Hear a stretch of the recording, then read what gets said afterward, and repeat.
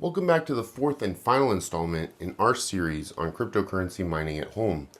As always, my name is Miguel Vasquez for Brave New Coin, and today we'll take a look at that final use case that keeps a lot of people from getting involved in this area, which is, hey, I live in an area where the power's a little bit too expensive, but I would really like to get involved.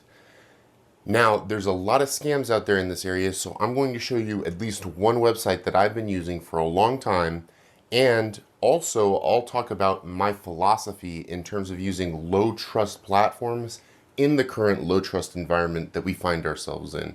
So all right, let's go ahead and get started because I'm really excited and got a lot to cover again. So maybe you live in a place where electricity prices are too high for you to profitably mine at home. Maybe your hardware, is difficulties gotten too high for whatever blockchain you want to mine to. Maybe you're just kind of late to the game, like I was. Maybe you're just looking for some sort of solution that isn't a scam like most cloud mining solutions are. So be very careful. Always do your due diligence. We're going to take a look at two places which isn't a scam, and it's not buying Hashrate off of eBay either, which is kind of how I backed into some of this stuff. NiceHash is probably the better known name here. MiningRigRentals is something that is easier, I think, for people to understand. They have their Hashrate marketplace here, and so does NiceHash, but it was more difficult for me to understand, at least personally. So we'll kind of walk through how this all works. If you're coming to MiningRigRentals, it's because you want, a no hardware solution to mine to your pool. You got one of four different kinds of crypto. It's Bitcoin Cash, I think, Litecoin, Ethereum, and Bitcoin. And you can come and, rent out somebody's rig to mine to your pool.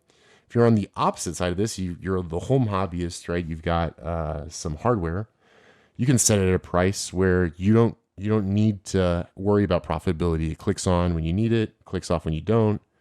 Real simple to withdraw from them once they've gone ahead and verified that all the hash rate has been paid out, and you don't have to SSH into anywhere.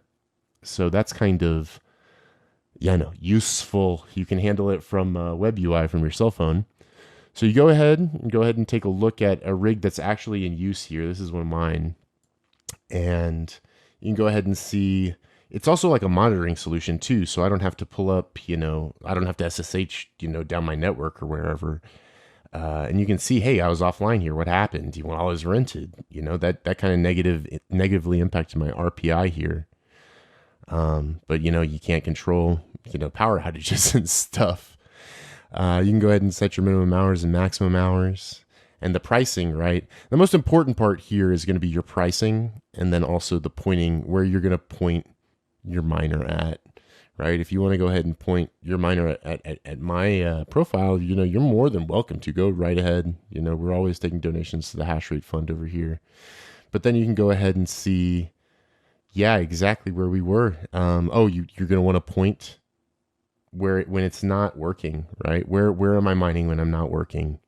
Or you have to set it up on the machine, and they'll help you out here. They've got some documentation across the top about how to make it actually like set it and forget it. If you do live in one of those high electricity places, because here we are back on FlexPool, and you can see earlier I had somebody mining with me on the pool. And it dropped off. And now it's just me. It's easy enough on MiningRigRentals to set your rental prices to try and make a bit of profit in the area between the raw cost of power versus the price you'll set for renting. But I'll warn, the volatile nature of cryptocurrency pricing and valuation makes this a bit like playing Forex. Now, I know that there's a formula there. It's just out of my grasp because it's like 3 or 4 variables. If somebody knows, put it in the comments.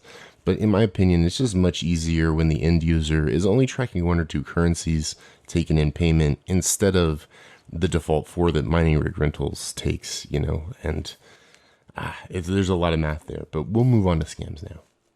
And from here, we can move into talking about scams and how to spot them. We've got an article up on some popular cloud mining scams, with the basics of how to identify them, and I'll link it again in the description, but here's some quick TLDR.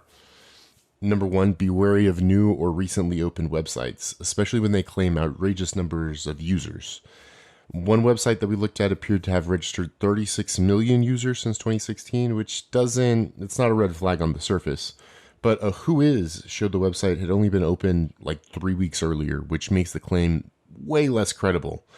Also, let things like spelling errors or locations in colder financial seeming environments like Iceland, Sweden, or Switzerland, those things should make your spidey sense go off, especially when they're paired together. Wildly underpriced like-kind goods or physical locations that don't exist. These two things, when they're paired together too, really common with things like mining rigs or like physical mining rigs or physical cards. If you see something that's normally priced like 50% higher, it's going for 50% off greater sometimes, you need to go take a look at where that place is physically. And if it's inside of like a Trader Joe's or a strip mall, if you can't verify that that place is actually that business by Google Maps, then just don't make that purchase. I've been scammed like that, and thank goodness that's what we have credit cards for. Identical website construction. This one, it's almost a kind of phishing. I almost got taken for some BNB on a pancake swap clone scam, something called like Phoenix Swap or Phoenix during the bull run. Always pay attention to the URL where you are, and don't put anything in a high risk anything that you can't afford to lose completely. All right, it's a real low trust environment. And that last bit kind of ties into my personal philosophy, which is a quote by Mike Tyson, which is, everybody's got a plan until they get punched in the mouth. Since the start of the information revolution that began with the internet, low or no trust environments have been pretty ubiquitous, and I'm sure most everyone watching has been phished, hacked, or taken advantage of in some sort of way online that was partially or maybe totally out of their own control. Like I said earlier, I stumbled onto this type of rental after I saw Hashrates being sold on eBay and considered that if I had gotten scammed, at least I would be recompensed by eBay. When we're trying to vet new or untrusted platforms, I personally try to rely on the wisdom of crowds and do my digging on forums and just kind of off the beaten path. I know that's kind of not an option for everybody though. My best advice to the viewer is to only risk what you're willing to lose completely, because I certainly haven't come out completely lossless either. We're all going to take some punches, but it's about how we react after the fact and the decisions we made before and learning from them. It always seems like it's so much information to me, so I hope that it came across all right. I hope that this helps some of y'all who are sitting on the fence thinking about, well, I'm not sure if I can get involved with a lot more hash power, or there's just too many scams in the area. And for anybody else that this has helped out during this period of adversity and crisis, a brave man once told me when I was a small boy to look to the helpers. So we hope that we've been helpers in this instance, and I'll be back soon for more videos on this subject and others. Just let me know what you want to see more of in the comments below or on any of the other videos, and we'll try and start making videos in those veins, because that's what we exist to do here. We exist for y'all. So thanks again. I hope to see everybody real soon, because I'm real excited about it, and I hope y'all have a good rest of the spring here and a rest of 2022 if I don't see everybody. Stay safe.